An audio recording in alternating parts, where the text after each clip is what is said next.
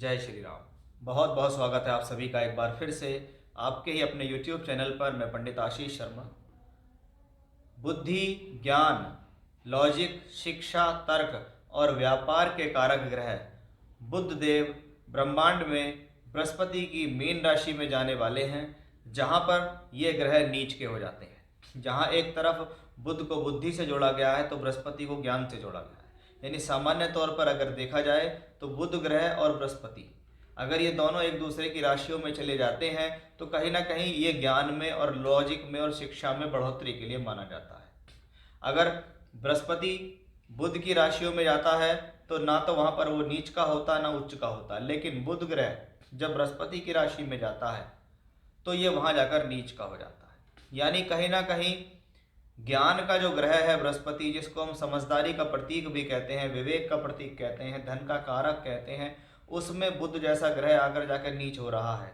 यानी कहीं ना कहीं ऐसी स्थिति में आपके दो तरीके की सोच हर व्यक्ति विशेष की होती है। एक व्यक्ति दिल से सोचता है, एक व्यक्ति दिमाग से सोचता है। यानी यहाँ पर स्थितियाँ विवेक और दिल से सोचने वाली ज़्यादा बनेगी, क्योंकि दिमाग से सोचने वाला जो ग्रह है बुध, वो यहाँ नीच का हो गया। यानी ये प्लेनेट जाके कहता है कि इस दौरान चतुराई से बचें, निर्णय सोच समझ कर लें, जल्दबाजी ना करें। ऐसा बिल्कुल भी ना हो कि आज ही अपॉर्चुनिटी आ रही है, आज के बाद आएगी ही नहीं, क्योंकि ये जो ट्रांजिट है 7 मार्च से 25 मार्च के बीच में है और गलती होने के लिए तो क्षण भर का समय ही काफ़ी होता है।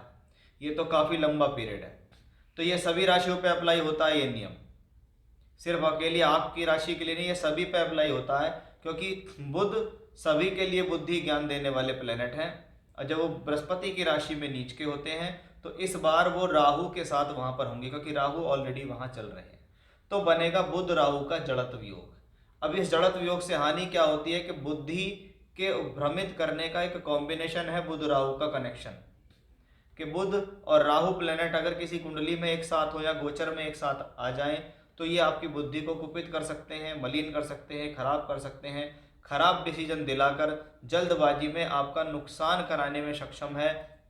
ये भी हमें क्लियरली इसी कॉम्बिनेशन से दिखाई देता है।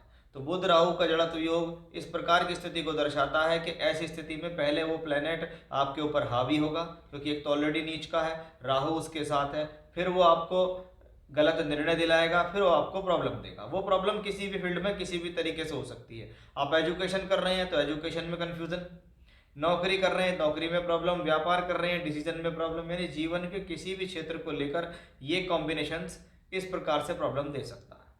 अब किन लोगों पर इसका कहाँ देखते हैं। आपकी राशि यानी कुंभ राशि के जातकों के लिए ये जो बुध नीच के हुए हैं और ये राहु केतु एक्सेस पे हुए हैं, तो इनका आपके जीवन पे क्या प्रभाव पड़ेगा। देखिए, ये जो कॉम्बिनेशन बन रहा है ये आपके धन भाव में बन रहा है, दूसरे घर पे बन रहा है। दूसरा घर होता है धन का घर। जब धन के घर में लिक्विडिटी का कारक ग्रह बुध जाए और राहु के साथ जाए और नीच का हो जाए तो इस दौरान ये कोशिश अपनी तरफ से करेगा आपको फाइनेंशियली प्रॉब्लम देने की।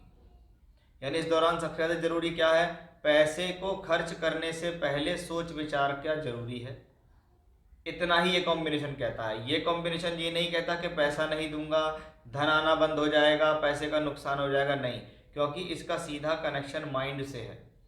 बुध प्लेनेट यानी बुद्धि, और वो राहु केतु एक्सेस पे नीच का हो जाए तो धन भाव में बैठा है, इसलिए सोर्स ऑफ इनकम को लगातार बनाए रखने के लिए योजनाएं जो बना रहे हैं उन पर वर्क करें, फिजूल खर्च करने से बचें, बिना वजह अपने पैसे को इधर उधर ना फेंकें। यानी ये कॉम्बिनेशन कहता है आर्थिक रूप से लिए गए फैसले सोच समझकर आपको इस दौरान लेने होंगे।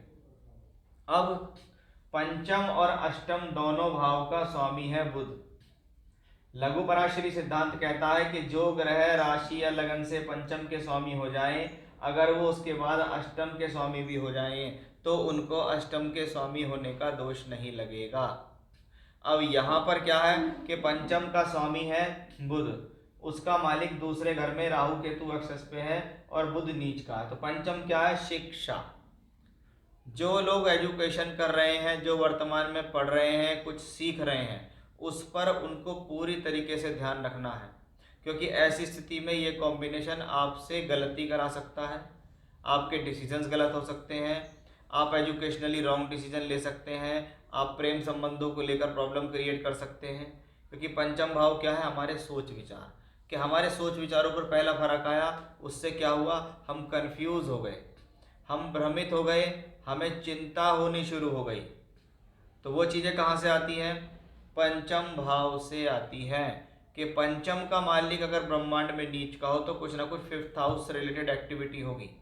अब शिक्षा से अलग चलें कि आप नौकरी या व्यापार कर रहे हैं, तो इसको कहते हैं अपनी ही गलतियों से अपने रॉन्ग डिसीजन लेकर नुकसान करना, क्योंकि वो बुध ग्रह दूसरे भाव में नीच का हो गए, राहु केतु एक्सेस पे है, तो इसको कहेंगे कि भाई ऐसा जो कॉम्बिनेशन है वो इस बात को बताता है कि आपको अपनी वे ऑफ टॉकिंग का ध्यान रखना है, क्योंकि दूसरा घर वाणी का और बोलचाल का है, कि मन में कोई बात आई और वो बात गलत थी और आपने वो बोल दी, उससे आपको लॉस हो गया, आपके विचार ठीक नहीं रहे, आप कंफ्यूज रहे, आप भ्रमित रहे, आप भटक गए, आपके जीवन में भटकाव आ गया, तो वो भी चीज़ें हमें यहीं से ही देखी जा रही हैं। यानी हम कह सकते हैं कि ये कॉम्बिनेशन दोनों तरीके से वर्क करता दिखाई देता है। पहली बात, राशि का स्वामी से पंचम भाव लक्ष्मी त्रिकोण भाव है, लेकिन जीवन में सद्बुद्धि से ही लक्ष्मी आएगी, सही निर्णयों से ही एजुकेशन ठीक होगी, सही ध्यान लगाने पर ही शिक्षा में प्राप्ति होगी। और आप देख लीजिए कि जिन जिन लोगों को जीवन में लॉस हुआ है वो उनकी गलतियों से, अपनी बुद्धि में, उनके पास बुद्धि थी, उनके पास योजनाएं थी, लेकिन वो बुद्धि और योजनाएं सही जगह पर सही समय पर वो नहीं लगा पाए, जिसके कारण उनको लॉस हुए। इसलिए ये 18 दिन का ट्रांजिट आपको इसी चेतावनी को देने आया है कि देखिए जी, मैं वैसे आपका मित्र हूँ, मैं आपको लॉस देने वाला प्लेनेट नहीं हूँ, लेकिन अगर आपने अपनी वजह से कुछ गलतियाँ की तो मैं आपको फिर बख्शूंगा भी नहीं, और उसका खामियाजा भी आपको भुगतना पड़ेगा। यानी मोटे तौर पे सिद्धांत पे कहें तो एक बार ट्रांजिट खराब नहीं है, लेकिन बारीक बारीक चीज़ों का ध्यान रख के ही आप अपने जीवन में आगे बढ़ते हैं, ये भी आपको विशेष तौर पर ध्यान रखना होगा। तो ये था कुंभ राशि के जातकों, जब बुध नीच के होके राहु के साथ जड़त्व योग बनाएंगे तो उसका क्या प्रभाव होगा। जय श्री राम।